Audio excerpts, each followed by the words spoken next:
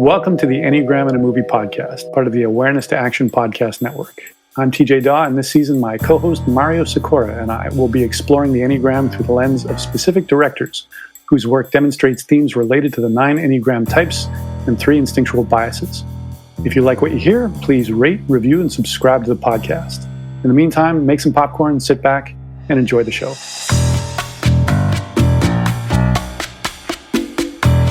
Hi there, everybody. I'm Mario Sikora, and welcome to the Enneagram in a Movie podcast, Season 2.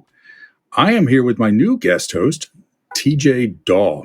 Tamara and Maria Jose from last season are occupied with some other projects, and quite frankly, the structure of this podcast is a bit different. And TJ is the only person I could find who is willing to do this with me. So, TJ, I'm really looking forward to this. Let me just give a real quick overview of what we're trying to do here with this podcast, TJ, and then I'll ask you to introduce yourself. Okay.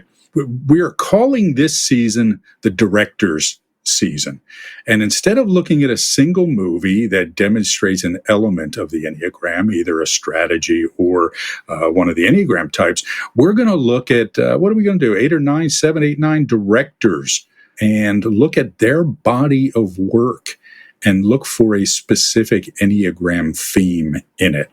We're going to be talking about Clint Eastwood today, and we'll come back to that in a moment. But before we go any further, TJ, say hello, and please give a quick introduction of yourself to anybody who might have missed your appearance on our show last season. Hello, everyone out there in podcast land. I'm TJ Dawe. I'm a writer and director and performer of stuff on the stage, and I divide my time between Vancouver, BC, and Los Angeles. And I'm a big movie lover, always have been. Watching movies as a kid was a pretty formative experience for me, and that's what sent me in the direction of the career that I've got now, even though I don't work in film.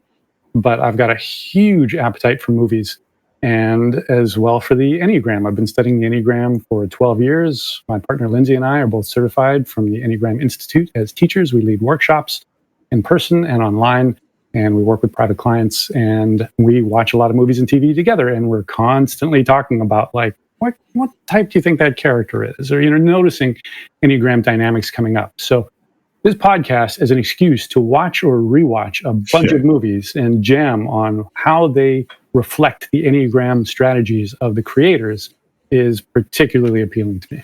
So TJ is a real movie geek, so he's a man after my heart, and has an encyclopedic knowledge of movies and actors, and again, his knowledge of the Enneagram brings a really perfect combination for this, right? So again, this is different from what we did before, and we are looking, we're not going to go as deep into each movie because our goal is to talk about 4 movies from each of the directors we're going to do and talk about what Enneagram-related themes we see, as well as what we see as the Enneagram type of the director, him or herself.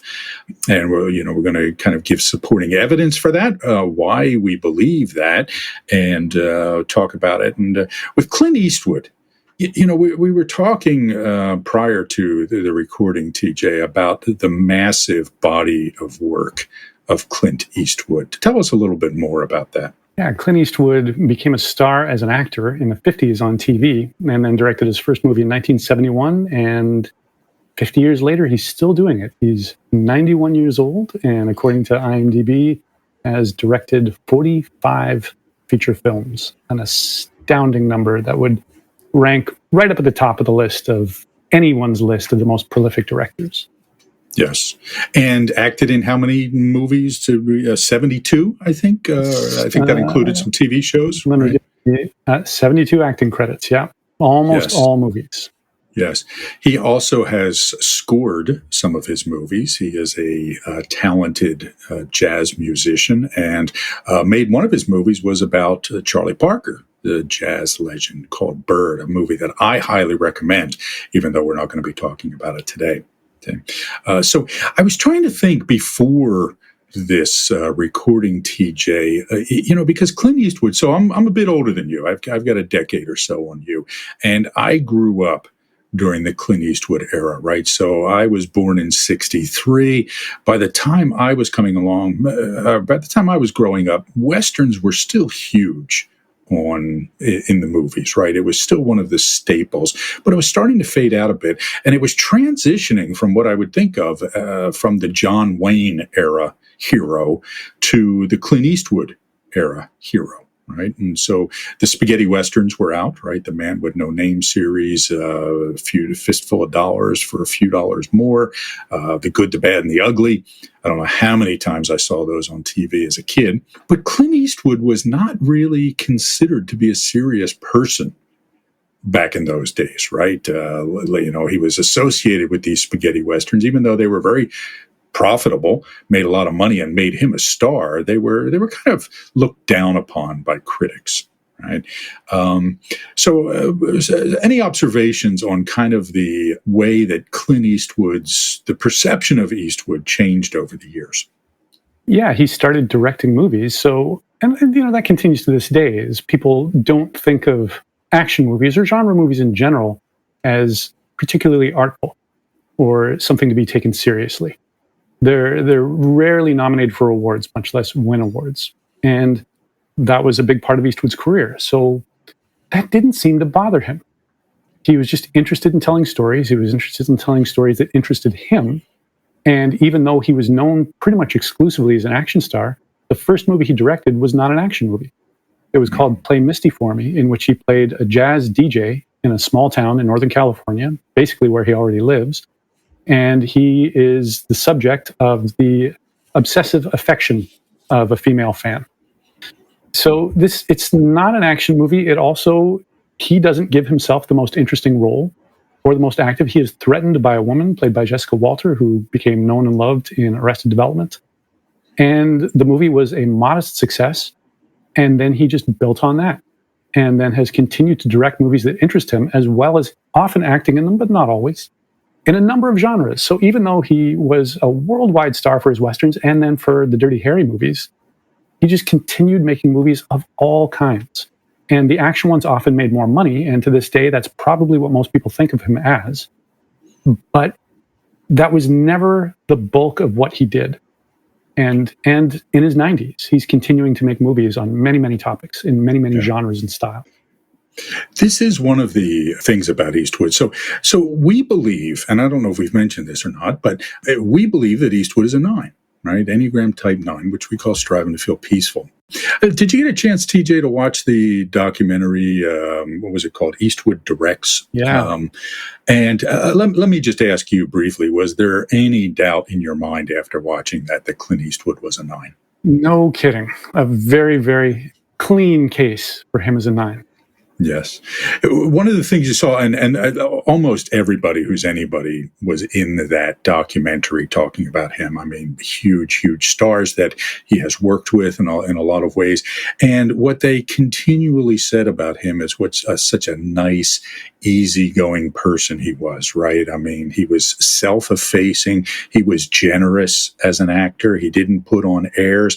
He liked to get in, get it done, prided himself on not being a diva, is known for doing things in 2 or 3 takes, right? He's not precious that way, right? It's like, not good enough, let's move on, kind of thing. So if you really question whether or not Clint Eastwood is a 9, and some people do because of his movie persona, watch that documentary, and there's just no doubt about it. The thing that people don't really understand is that the character is not always the person, right? I mean, he has such a distinct character in his films, a distinct way of playing a character that people think it's him. Tell us about Eastwood the actor. Eastwood the actor. Let's see. He's pretty consistent. Like, even when he's playing a character that is more aggressive, it was interesting to watch Dirty Harry again after not having seen it in a lot of years. Dirty Harry's famous for wielding a giant gun and for saying a catchphrase before he kills somebody, like action heroes do. But even then, even in that movie, the most archetypally aggressive character he's ever played, there was a lot of 9-ish elements in it, including the fact that there are scenes when he's being talked over by a superior and just lets it happen, where he's forbidden to do something, and instead of arguing, he just quietly goes and does it. Or a scene early when he witnesses what is clearly the getaway car to bank robbery, and he's going to a diner. So he just has the cook phone the police and let them know that there's a robbery in progress rather than storming in. And he only actually engages in action when the alarm rings and the thieves run out. And then he says, "Oh, damn," pulls out his gun and then strides in and then engages in action. And that's probably the most aggressive character he's ever played. Yes. Yes.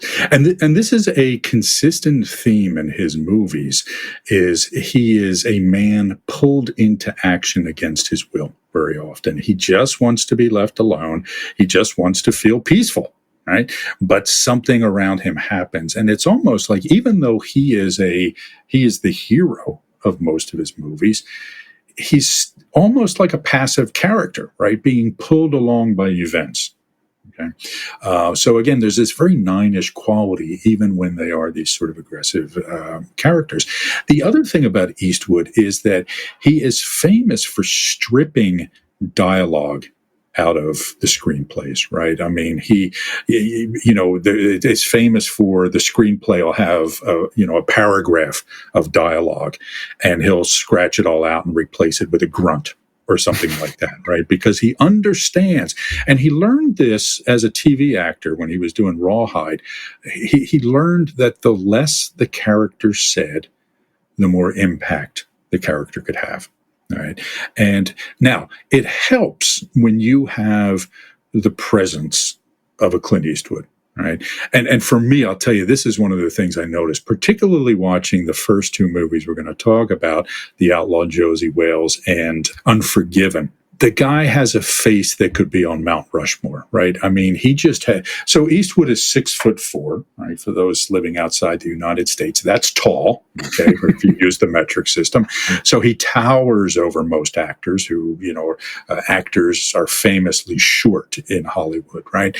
So he's a tall man, and he has a huge head. Right. I mean, if you look at the proportion of his head to his body, he's got a gigantic head, so it takes up a lot of screen. Right. When he's on screen, and he's an extremely handsome guy, and just has that structure of the face. I was, when I would watch The Outlaw Josey Wales, I'm thinking, man, look at that face. So that makes it easy to be somebody who can cut out dialogue, because just being in the frame, he holds attention that way.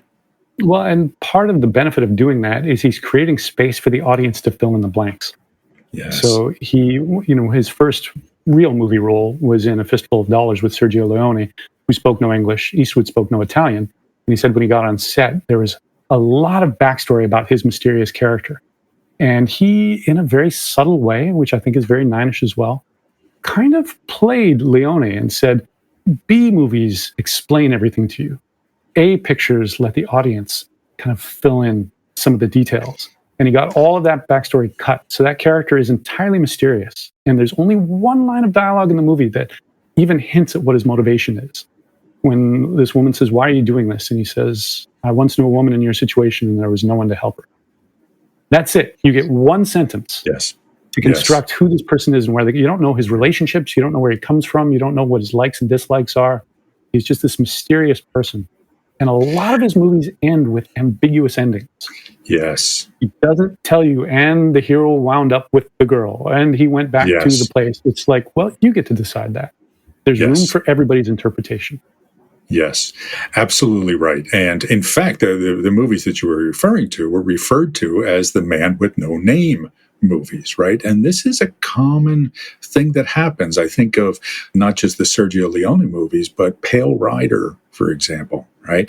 Where you're who is this guy, right? I mean, the preacher, they refer to him as, right? And you don't know where he came from. You don't even know if he's real, right? And then you find out that he has all these bullet holes in him, right? These scars. And you're thinking, well, where did that come from? And High Plains Drifter, right? This force that just kind of comes into this town, wreaks havoc, takes revenge, and then disappears again. And you just don't know where did he come from? Why is he here? What's going on? Right? So it speaks to this issue of, ambiguity and lack of identity in a sense. Right? And not needing everyone to know his name, both on screen and off. One of the elements that jumped out at me. I read this, but he produces a lot of his movies along with directing them. So it's a tremendous amount of work. And unlike most producers and directors, his name is not in the opening credits. The name of the production company is. It says it's a Malpaso production. But you don't see his name until the very end. He doesn't feel the need to wave the flag of like, hey, everyone, pay attention to the fact that me. Yes. Same with his work with the camera. I can't think of a single shot in any movie of his that I've seen where your attention is drawn to the fact that somebody is directing the film. And that's not inherently a bad thing. I mean, we'll get to that when we talk about someone like David Fincher. And I could say the same thing about Stanley Kubrick. Some directors, there's a virtuosity in what they're doing. And that's a big part of what's so enjoyable about the movie. Not the case with Clint Eastwood. It's much more subtle and gentle. Yes. You don't impress you. Yes, you don't come across a clip that, you might not know what the movie is, but you'd say, oh, that's Eastwood, right? Which, to your point, you do with a Fincher or Stanley Kubrick or Martin Scorsese and, these sort of people who have very distinct styles. Great. So there's this humility to Eastwood that, everybody talks about and that certainly shows in his movies, in his directing style, but highly, highly effective. And I think he won the Academy Award for Best Director twice with two of the movies we're going to talk about here, Unforgiven and $1 Million Baby. So yeah, that's really helped reshape people's sense of him as not just an action star. And yet, even then, having won a bunch of Oscars for two movies that are not only lauded for being the best movie of the year, but have stood the test of time. People look back on those. Nobody says, oh, it's a shame that movie got it. It wasn't all that. It was all for politics or anything like that. Unforgiven and $1 Million Baby are still considered some of the best movies ever. And yet, you're still not going to see him on too many people's lists of the great film directors. Right. There's still a modesty to the way he comports himself and the way he's considered. Yeah. And he's an icon. And for a number of years, he was the world's #1 box office star. And so if anyone has the right to wave the flag of how great I am, it's him. Yes. And he never has, to my knowledge. I completely agree, right? So I was thinking again prior to this podcast, is there anybody in the history of film that has had that large an impact or a scope of acting, directing, producing, film scoring, and in addition, just being a cultural icon as a human being? I mean, he's not just... I was going to call him a great actor. I don't know it'd go that far, right? I mean, I think he's had some great performances, right? I think he is a great director, but he's also a movie star. And, in the way of a Humphrey Bogart or a John Wayne or that sort of cultural character, I can't think of anybody else who has had that combination of skills in the movie industry. I don't know. Is there anybody you'd put up in the same category that way? Maybe Woody Allen. And unlike Woody Allen, Clint Eastwood hasn't disgraced himself. Yeah. Not yet. He's only 91, so,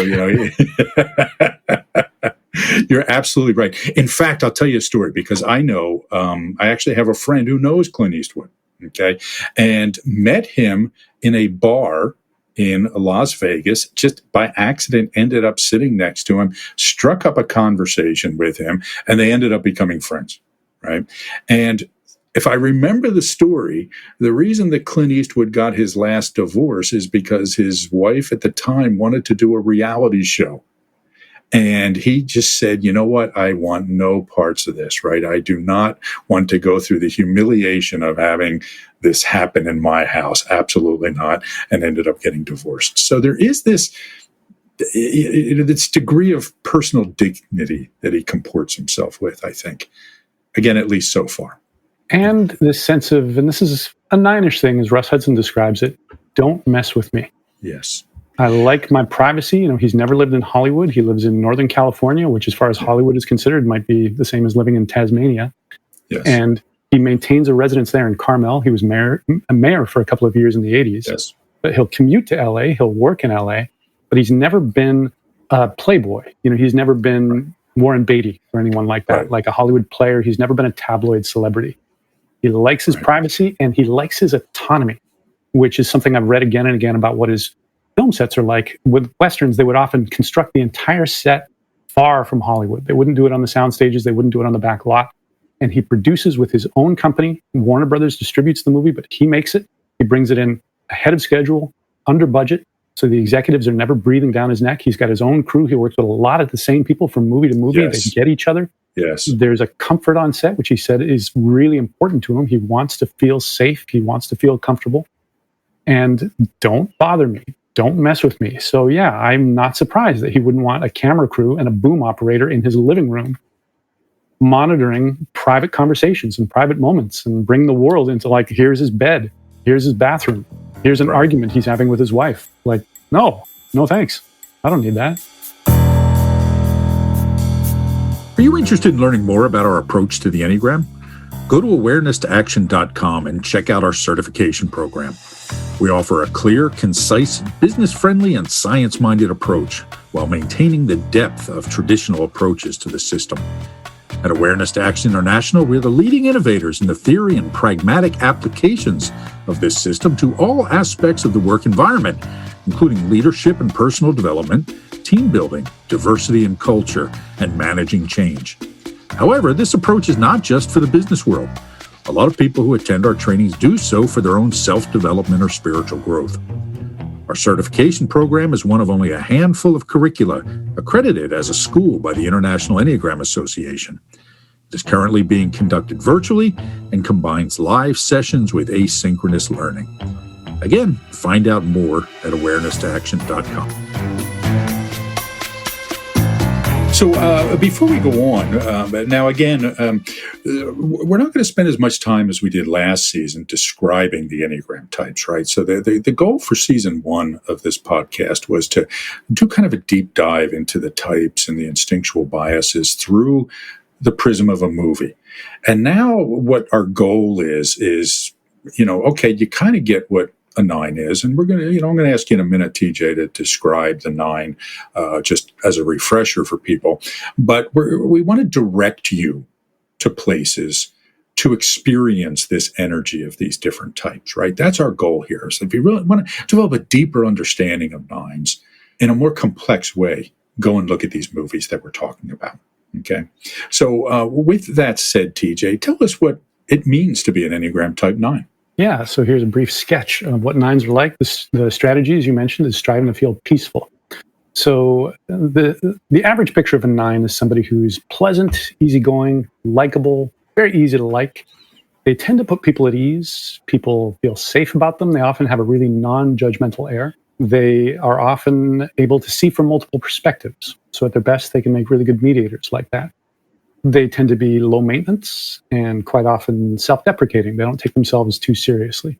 The maladaptive version of this strategy, they can discount themselves. The self-deprecating humor can go a little too far to the point that they really, pour water on their own fire. They can become pushovers. They're not asserting themselves when they really should. They just might go along with whatever, even if it's something they don't really like. And when they're doing that, they kind of disappear into an inner sanctum. They can check out and anesthetize themselves against the world in any number of ways. It might be with television, it might be with drugs, it might be with hobbies, it might be with any number of things. Food. They can ignore problems. They might sleep too much. They can become couch potatoes, or they might be really active but still checked out of their lives. And the more adaptive version, they're actively bringing about peace. They're stepping into conflicts to settle them. And there's no difference between their inner and outer life. They're in tune with their own feelings. What you see is what you get. They work through their feelings and anxieties in their bodies, and they're not afraid to assert themselves. And they can step into their greatness and give the world the gift of their own talents and abilities and point of view. Great. So a couple of points to keep in mind as we go forward, because they're going to come up when we talk about the movies, is number one, the connecting points, right? So we like to talk about the connecting points of each of the Enneagram types, meaning on the Enneagram diagram, each point is connected to 2 others, and the point 9 is connected to points 3 and 6, which indicates that there's a interplay of dynamics between the strategies at those points, right? Point 6 is striving to feel secure. Point 3 is striving to feel outstanding. And we can think of the point 9, who is striving to feel peaceful, as someone caught in the tension between those points of this need for security and this need to feel outstanding in some way, but not want to look like I'm trying to be outstanding, right? So this is one of the big, you've touched on the self-deprecation and the humility of the nine.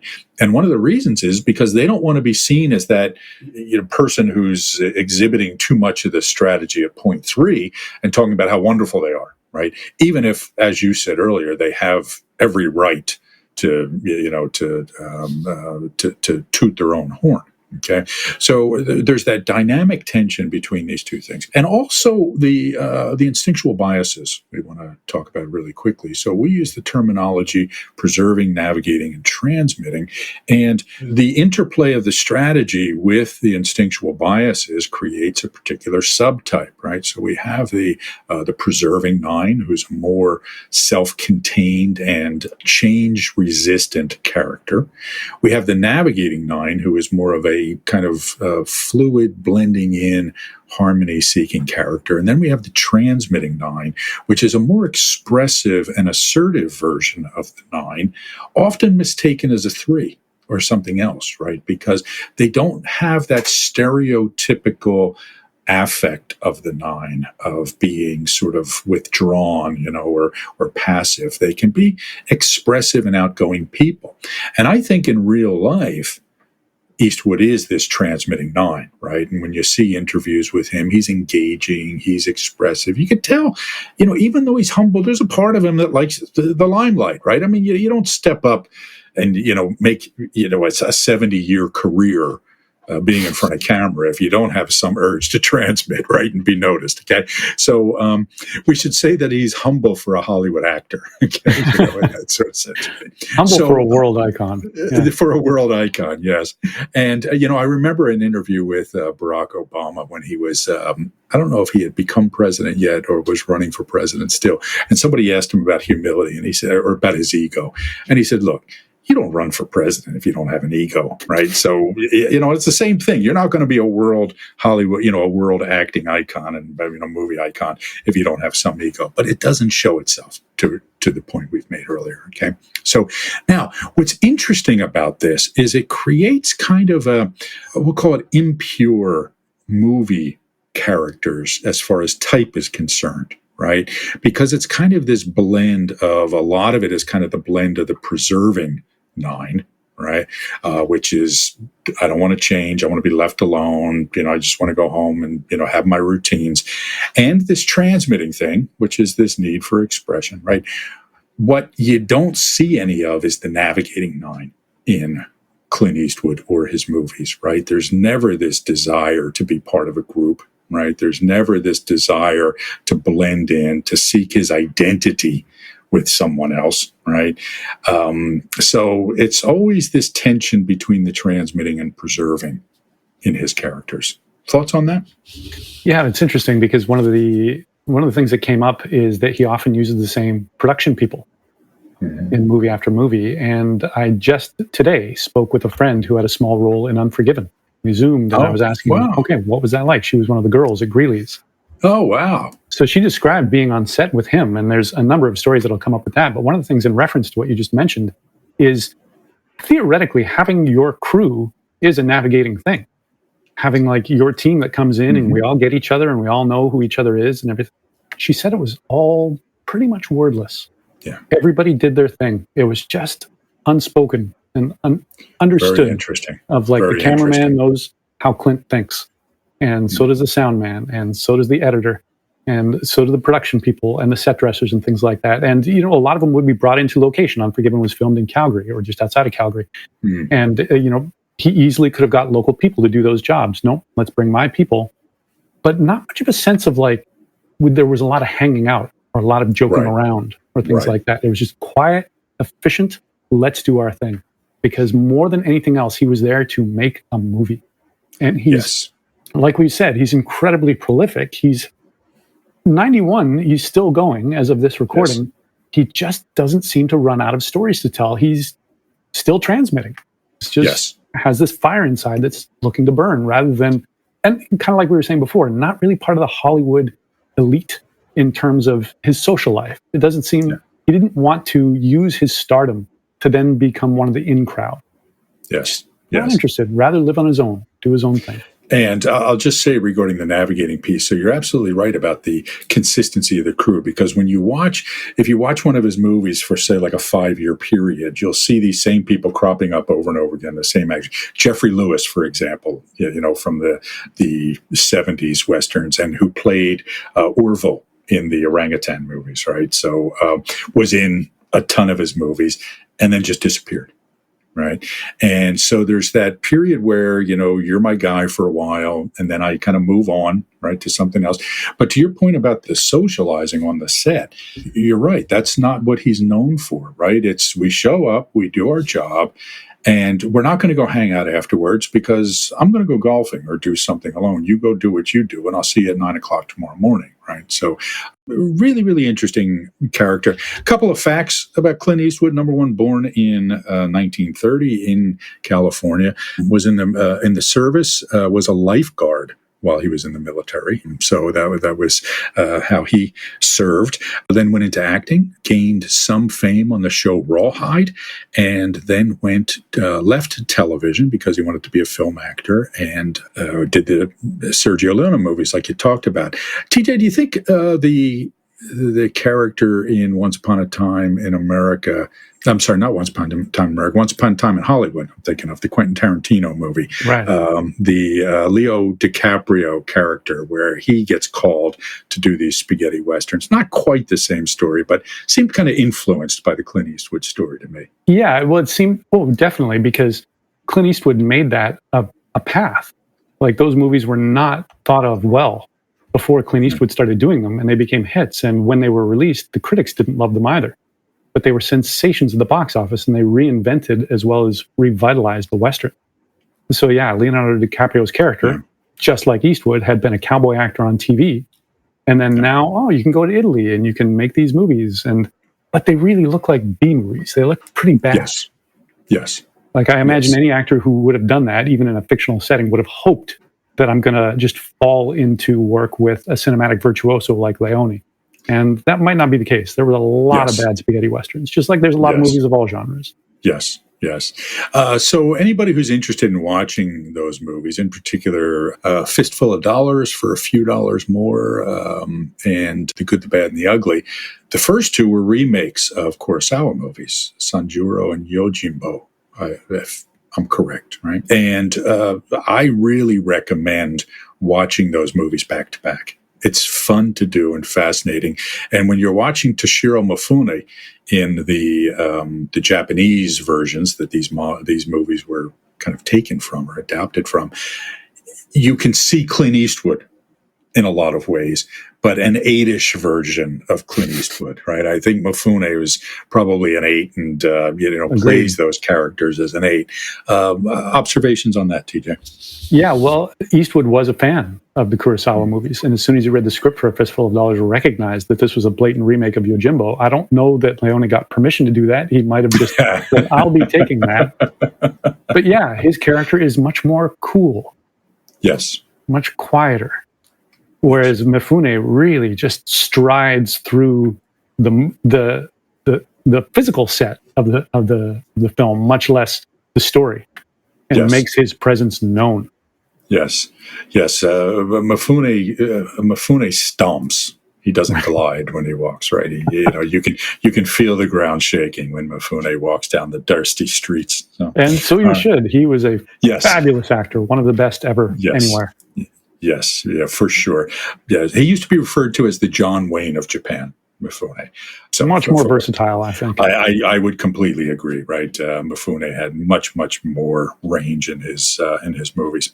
All right, so let's see, what else is there to say about Clint Eastwood? Again, made movies across genres, war movies, musicals. Paint Your Wagon, with Lee Marvin. Not a great idea, quite frankly. Whoever decided we should get Lee Marvin to sing, I don't know what they were thinking. Directed movies that he was not in, like Mystic River, which is a fantastic film, and a number of others. Made The Bridges of Madison County, which is about as far away from Dirty Harry as you can get, right?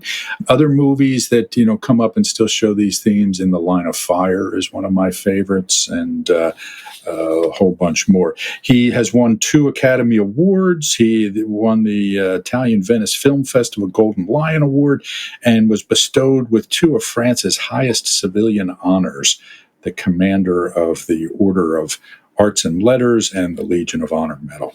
So, big deal. His directing style. TJ, you talked a little bit about his directing style already. Anything else you would add to that?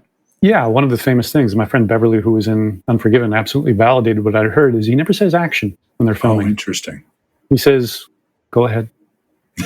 And he never says cut. He says, that's good enough. And he'll film a rehearsal and quite often uses those. And Beverly said when they did that the first time, well, first of all, he also would direct the actors by saying, he was a bunch of girls in a room, and he said, okay, where do you feel like you would be in this scene? And he would listen to their opinion of like, well, I think I'd be on the bed. Okay, let's have you on the bed. I think I'd be standing over here. Okay. And then his cameraman would be there. So it was very collaborative. Something I've heard is that he collaborates with everyone. It's not a sense of I'm the great director. I know what's going on. You are here to serve my vision. Many directors do work like that. Many directors get good results doing that. That's not his approach. Beverly said he also introduced himself to all the women at their trailer. He came to their trailer. They came out. Hi, I'm Clint Eastwood. Yeah, and he knew their names and was genuinely with them, had a moment with them, saying he was very happy to meet them. And that every actor on the set of Unforgiven had a name, including the non-speaking ones. So that if he needed to have that person say a line or something, there was never any kind of conversation or negotiation of like, well, we're going to have to raise their pay, or that's just not man at the bar or man number 3. Everybody had a name. Everybody was a part of this. Interesting. Very interesting. One more tidbit on Clint Eastwood as a factual matter before we get into the movies. He was originally chosen to play Captain Willard in Apocalypse Now, right? And said, I know. I can. If you're listening to the podcast, you can't see the shock on TJ's face here, right? So that role was eventually played by Martin Sheen, and who was brilliant in the role. Martin Sheen was amazing, but imagining Clint Eastwood in that role in Apocalypse Now just is fascinating to me, right? So anyway, but he turned it down because he didn't want to spend 3 months in the Philippines, let alone the year and a half that it actually ended up taking to make that movie, right? So anyway, that was one of the more interesting tidbits that I found. So the 4 movies we're going to talk about here. The Outlaw Josey Wales from 1976, which I saw at the drive-in movie theater and on Route 202 in Glen Mills, Pennsylvania, from the back of our 1976 Ford LTD station wagon as a kid. Remember it very clearly. The second movie is Unforgiven from 1992. And for me, watching these 2 movies back to back is to capture the whole scope of Westerns. Right? I mean, from alpha to omega in terms of the epic quality, but also the evolution of, I guess, how one would think about Westerns and violence as one ages, right? We'll come back to that. There's plenty more to say. Third movie, $1 Million Baby, 2004. Again, another Oscar winner for Best Picture, as was Unforgiven. And finally, American Sniper with Bradley Cooper, who plays a real-life sniper in the Iraq War, directed by Eastwood. Apparently, Eastwood has a quick cameo in a church scene, but is otherwise not in the movie. When I saw it, I didn't pick him up, so I'm not sure that I believe that he's actually in it. I have to watch it again more closely, I think. Okay, honorable mention movies we wanted to call out again to capture the 9 flavor. Every Which Way But Loose, and Any Which Way You Can, where the movie's made with an orangutan as his co-star, which I have to tell you, I just as a teenager loved those movies, man. Saw them multiple times at the drive-in theater. He was warned, do not be in a movie with a monkey. It won't go well. They were his biggest, most profitable movies, right? Made a huge amount of money on them, right? We've already talked about the Man with No Name movies, High Plains Drifter, Pale Rider, In the Line of Fire. TJ, give me a quick minute on the Clyde movies. The Clyde movies. Yeah, the orangutan. The orangutan movies. Yeah, well, that was something I'd read. Not only did the studio recommend that he not perform with an orangutan, but no movie studio wanted to make that movie, period. He plays a trucker who's also a pit fighter, bare-knuckle boxer, with a pet orangutan that he won in a fight, and that he falls in love with an itinerant country singer, played by his, at the time, partner, Sandra Locke.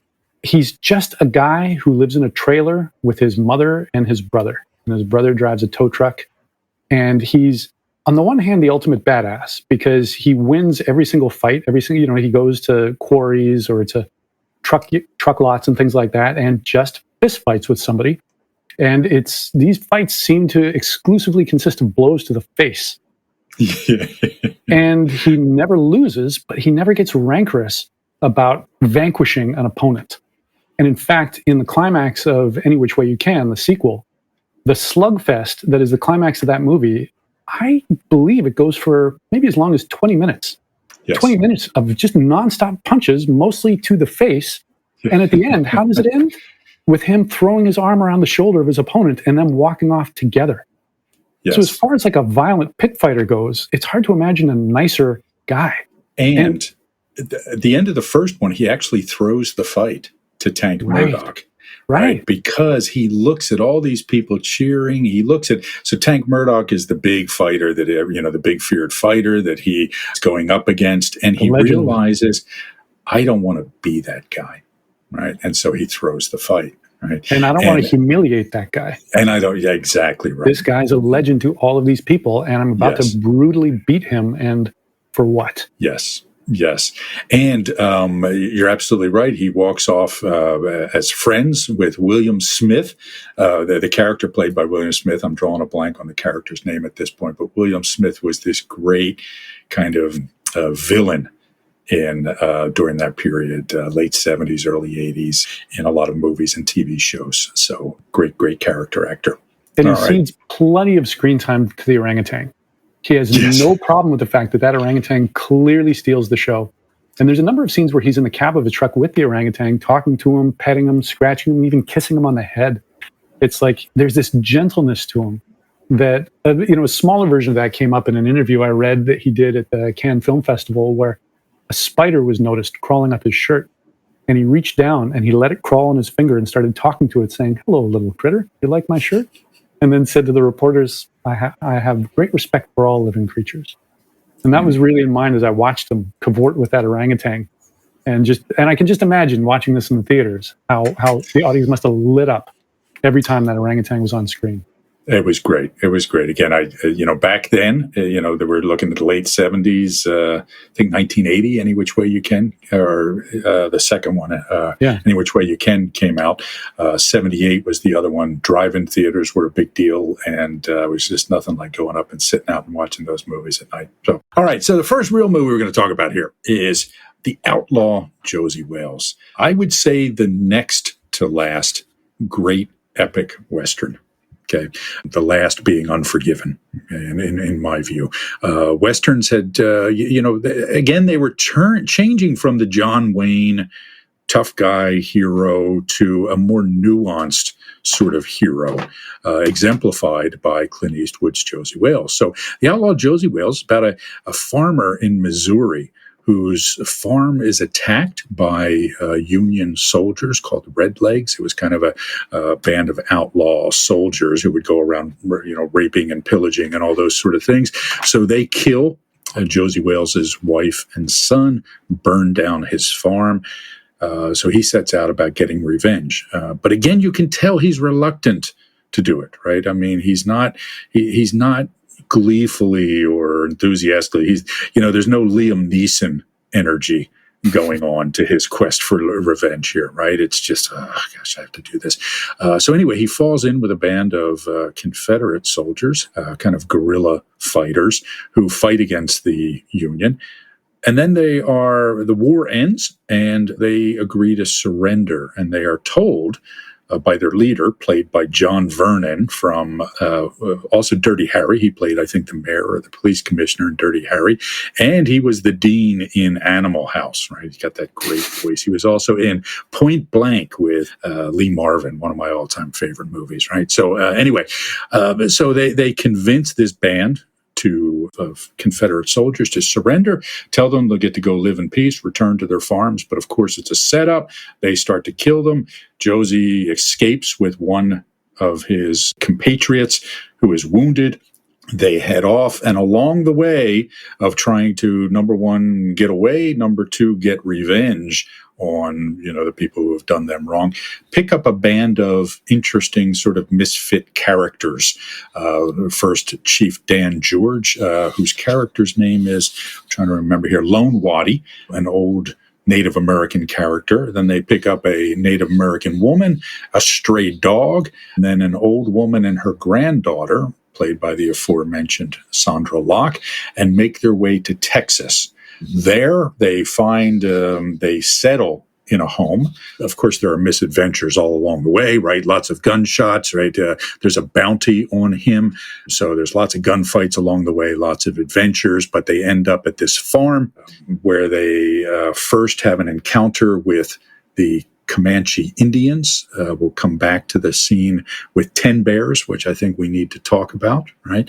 They make peace with the Indians, and then they are attacked by the same Red Lake soldiers who killed his family. And that brings us to the conclusion of the movie, which we will talk about when we get to it, okay? So thoughts on The Outlaw Josey Wales as a movie, TJ? Well, wonderful movie. An excellent Western. It's got all the things that are easy to sell to people who love Westerns. So as you mentioned, there's a lot of gunfights. There's a lot of horses galloping. There's the high stakes of the Civil War.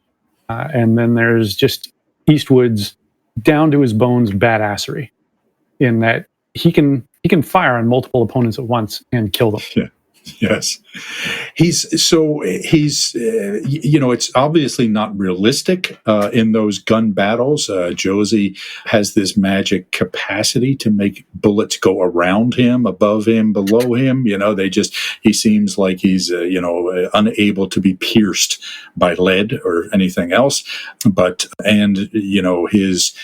His skill with the gun is unequaled, right? And there are multiple scenes of him killing multiple people at the same time in gunfights. A theme that we see again in Unforgiven in a very different way. I was compelled by the differences between Josey Wales and William Money when it comes to this. Okay, we'll touch on that when we get to Unforgiven. But again, we see this evolution. Okay, tell me what you saw as Nine-ish in The Outlaw Josey Wales. Well, first of all, in the opening scene, he's just trying to live his life as a simple farmer. He's got a wife, he's got a son, they've got a farm. He just wants to live peacefully. And that peaceful life is taken away from him, which is the inciting incident for the whole movie. And if not for that, he didn't want to stir up trouble. He wasn't looking to go out and show the world what an ace he is with his 6 guns. He's just a quiet guy trying to live his life peacefully, the way everybody wants to, kind of the modest American dream. And then later, one of the people that he brings on board is Chief Dan George, who he befriends. And there was something Tom Condon pointed out in his book that as of about 1970, and it might have been with Little Big Man, the portrayal of Native Americans radically changed in Westerns. So before that, they were always presented as whooping savages. There's simply opponents, somebody to be exterminated, somebody who might kidnap a white woman that then needs to be rescued. Whereas from that point on, they were almost exclusively portrayed as 9. Chief Dan George is probably a 9 himself, but yes, they were portrayed as gentle, wise, and in tune with nature.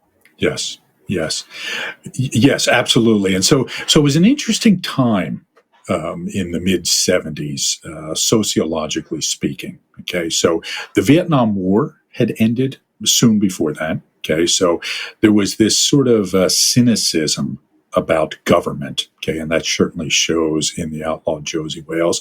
There was the height of the ecological movement, which again had something to do with this portrayal of Native Americans, I think, right? There was this growing, Nixon, for all of his many, many, many sins and flaws, one of the great things he did was create the Environmental Protection Agency. And when I was a kid, there was this famous commercial of a Native American, you might have seen this, at some point, talking about pollution and the tear coming down his face and, that sort of thing. So there was this different sort of mindset. You're absolutely right. This movie captures that in a way. And written by a Native American as well. The movie was? Yeah. Oh, yeah, really? And just submitted as a book, and it made the rounds, and nobody wanted it. Right. So, yeah, it's got a perspective of like, okay, here's... And we'll get to this when we talk about the Comanche scene. But, yeah, a much more nuanced portrayal of Indigenous Americans. That's a pretty new way to think of people at the time. Yes. Yeah, great point. Something that stood out to me here, and so what I want to share is a couple of kind of thoughts that, again, capture this Niners thing. His catchphrase in the movie was, "I reckon so," which was it's not yes, it's not no, it's, it's kind of, again, it's a passive way. It's a passive phrase almost, right? So he wouldn't come out and say, "You're damn right." He would just say, "I reckon so," right? Kind of thing, right? And so, so for me, again, capturing this nine-ish sort of quality, okay, of, okay, in a way, even from this, imposing character. Another thing, we always talk about routines with type nines, particularly how they like routines. He had a routine for killing, for gun battles, right? If you remember the scene with the Comancheros and Chief Dan George is with Sandra Locke behind the carriage, and Josey Wales is up on the hill, with the sun behind him. Do you remember what Chief Dan George said during that part to Sandra Locke? No, okay. So he says to Sandra Locke, when he sees Clint Eastwood up on the sand dune, right, facing off against all these bandits, right, he says to her, "Hold on, little lady, hell's coming to breakfast," right? And then he says, "Yep, he's doing his thing. Sun's behind his back. Now he's going to spit," and Clint Eastwood leans over and spits, right? And then he says, "Now here he goes," and that's when he starts shooting people, right? So that was the the Josey Wales build-up, ritual, ritual build-up to gunfights. Okay? And both narrated and in doing so undercut by Chief Dan George under the supervision of the director himself, exactly, which kind of harkens back to the Clyde movies. They hadn't happened yet, but he just doesn't have a problem with undercutting his own image. Yes. All right. Great. Are you interested in learning more about our approach to the Enneagram? Go to awareness-to-action.com and check out our certification program. We offer a clear, concise, business-friendly, and science-minded approach while maintaining the depth of traditional approaches to the system. At Awareness to Action International, we're the leading innovators in the theory and pragmatic applications of this system to all aspects of the work environment, including leadership and personal development, team building, diversity and culture, and managing change. However, this approach is not just for the business world. A lot of people who attend our trainings do so for their own self-development or spiritual growth. Our certification program is one of only a handful of curricula accredited as a school by the International Enneagram Association. It is currently being conducted virtually and combines live sessions with asynchronous learning. Again, find out more at awareness-to-action.com. Again, one of the great scenes for me is the face-off he has with the bounty hunter in the bar in Texas, where the guy comes in and there's a $5,000 bounty on Josey Wales' head. He asks him if he's a bounty hunter. He says, yeah. And he says, the bounty hunter says, "A man's got to make a living." And the great line is, "Dying ain't much of a living, boy," right? And so the bounty hunter leaves, but Josey knows he's coming back, right? And so he's prepared for him. The guy comes in, pulls his gun, Josey shoots him, and so forth. But again, there's this reluctance. There's this, I want to give you this opportunity to walk away, right? I'm not going to just, it's not, you're here, I know you want to kill me, so I'm going to kill you first. No, it's not that. It's like, come on, we can work this out, right? You can leave. Okay, so again, it's not what John Wayne would have done, right? Or, a Russell Crowe sort of character, that sort of thing. Okay. Yeah, he's intimidating them with subtlety. Yes, absolutely. All right, great. There's another thing, too, about this, the way again, we've talked about how things sort of happen to him. He collects these people passively, right? I mean, these people, Dan George, the lone Waddy, just kind of starts following along. Okay, I'm going to travel with you, right? And then the Indian woman just travels along with them, and the dog, and then they rescue the old lady and the young woman, and well, I guess we got to take her too, right? And so there's this, again, it's things happen to me, and a reluctance to it too. He tries to get rid of them. Don't mess with me. I just want to be on my own. I don't want more. But then eventually, it's like, all right. Okay. Yes, absolutely. So there was another thing that caught me as very Nine-ish that we didn't touch on that I want to say is he had a tendency to take naps in what others might have considered to be stressful situations, right? Go ahead. Tell us about that, TJ. Yeah, nines do. If there's a tendency among nines regarding sleep, it's to sleep a little too much. And sometimes in situations of conflict. I have known nines who describe falling asleep while their partner is arguing with them. Mm-hmm. I've also known nines who can, some of us take a long time to get to sleep. We need to be in bed. We need to be in just the right position. I've known nines who the only thing that changes is the position of their eyelids. Mm-hmm. And I am out. I am in my happy place.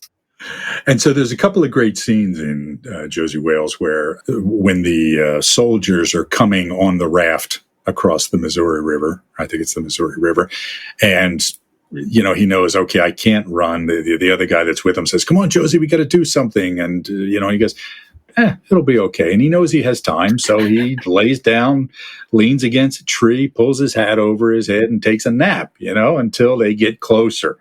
And then he shoots the rope that they're using to pull the raft across and sends them all down the river, right? And the other thing is after Chief Dan George's character tried to ambush him the first time they meet, right? So here he's going to collect the bounty on Josey Wales's head. He tries to sneak up on him and, or he's planning to sneak up on him, but Josey gets the drop on him. And then as Lone Waddy is talking, Josey lays down, pulls the hat over his face and goes to sleep right in front of this guy who was just trying to ambush him for the bounty, right? So a funny pattern in the movie that we saw there. Okay.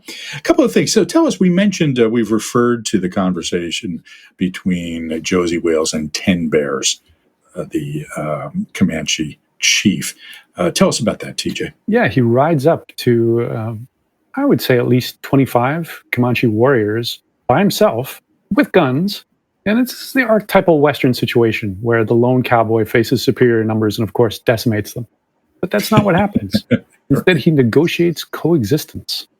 Yes. And he says, he'll put the Comanche mark on his house to show that they're welcome. And, when they're in the area, they're welcome to slaughter some of the cattle that he's making. And he ends up making a blood oath with them. And he turns them into allies, which is a very Nine thing. First of all, for a white cowboy to see Native Americans as human beings, period, much less to see them as potential allies, somebody else with autonomy, with dignity, with humanity, that it's much more beneficial if we live together. I have no conflict with you. We don't need to kill each other, but I'm ready to die if that's what's going to happen. Yes. And in fact, 10 Bears, who's a very imposing character, clearly a fierce warrior, tells him, I have no problem with you. I know that you've been fighting the government, so you may go in peace. And Josey says, I reckon not, right? I have nowhere to go. So he's basically saying that I might go in physical peace, but I'm not going to find inner peace if I leave here. I can't just let you kill my friends, the way that I know you want to do. No, so that's not peace for me. And I'm willing to die to maintain that feeling of peace. Right? So, which was very interesting. It was curious to me that those were the words that they used. Okay. So, and the Comanche have 2 hostages buried up to their necks. So this is not an idle threat. This is not a theoretical situation. Yes. Yeah. I can't tell you how terrifying that was to me, to see those 2 guys buried up to their heads like that. It is for me, my ultimate fear. Right. So, So Josey was taking a big old risk here, right? Because they weren't going to kill him easy if they were going to kill him. One, final thing. So, the big action comes, Josey kills his enemy. And we didn't mention the character of Fletcher, again, played by John Vernon. We did mention that character, but we didn't say that he was kind of leading the search for Josey Wales, right? So he was helping the soldiers hunt him because he knew as long as that guy's out there, I am not safe because he thinks that I murdered his friends. So he led the search, and they meet each other at the end. Everybody, all of Josey's friends start referring to him as Mr. Wilson, right? Even though John Vernon knows, or I'm sorry, Fletcher knows that that's Josey Wales. We fought war together for 3 years. I know who you are, kind of thing. But he's pretending that he doesn't. Do you remember the conclusion of that? How that sort of unfolds at the end?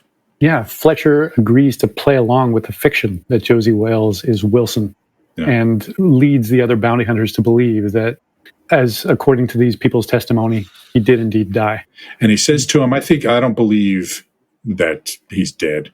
There's no way that 3 people could have killed Josey Wales, or 2 people, because they said that he, got killed by 2 gunfighters. There's no way that 2 men could have killed Josey Wales. I'm going to go look for him down in Mexico, and I'm going to tell him that this war is over. Right? And to which Clint Eastwood replies, I reckon so. Okay. I guess we all died a bit in that damn war, he says. So anyway, so that's the end of Josey Wales. Again, Josey Wales, big, epic Western, but the heroic sort of Western. You've been listening to the Enneagram in a Movie podcast, which is produced and edited by Seth Creekmore and is part of the Awareness to Action podcast network. Don't forget to go online and support the podcast by taking a moment to rate, review, and subscribe. See you next time.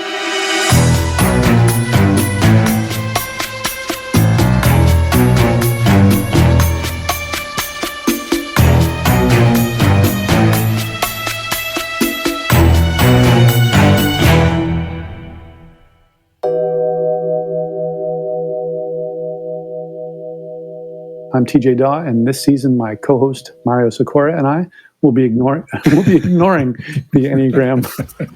Why don't I try that again?